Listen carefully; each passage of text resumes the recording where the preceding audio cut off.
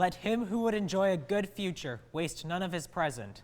This quote by Roger Babson, founder of Babson College in Massachusetts and the first business theorist to predict the stock market crash that led to the Great Depression, epitomizes one of the most important aspects of human society: how little time we have to get what we want done. Good morning, faculty, friends, and family. Today, I would like to take you all on a journey through my life and my experiences to show how important the time you truly have is, and not to waste it.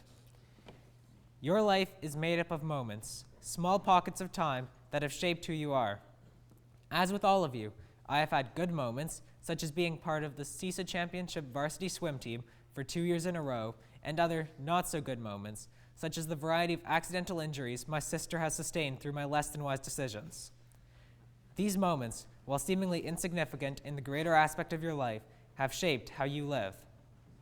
What is most likely the most significant moment in my life happened many years ago.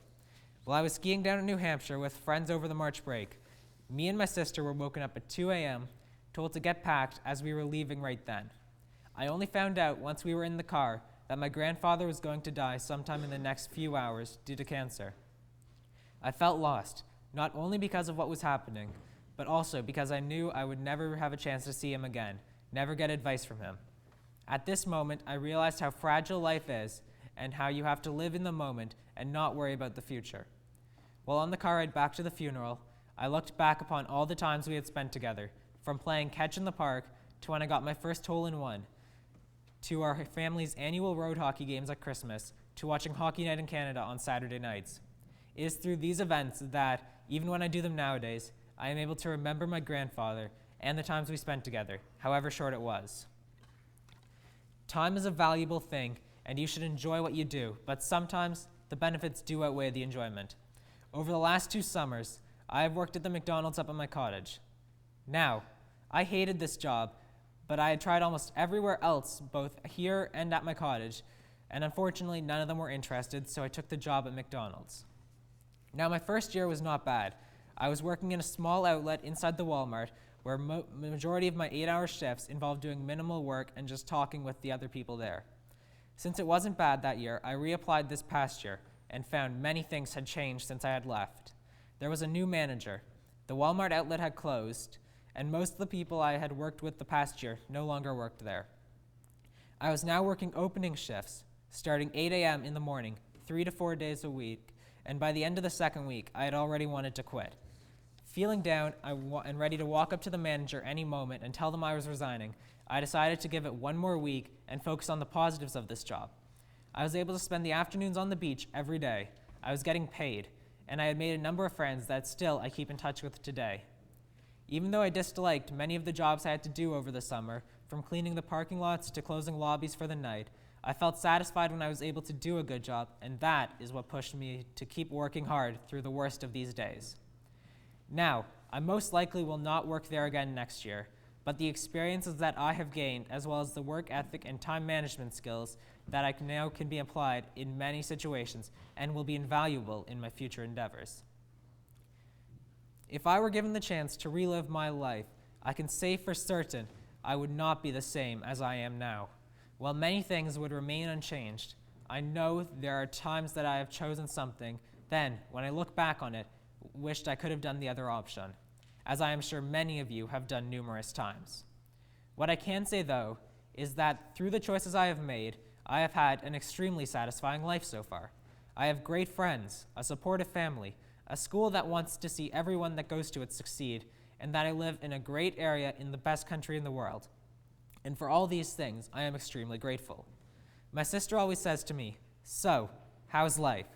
And almost always, I respond with something sarcastic or nonchalant, but now, after thinking about it while writing this speech, it shows not only does my sister care about what's going on in my life, but also, it sometimes always seems to me lift my spirits as if saying that I'm living an amazing life, why am I complaining about something when most people in the world have worse than me? As of today, I have been at Appleby College for 5 years and 2 months, since I first came to the school as a small grade 7 student, brimming with nervous excitement as I started in at a new school, knowing only 5 people who attended the school, only 2 of them in my grade. Fast forward 5 years, and I have had the opportunity to experience places and events, as well as meet friends that I had never thought I would have a chance to.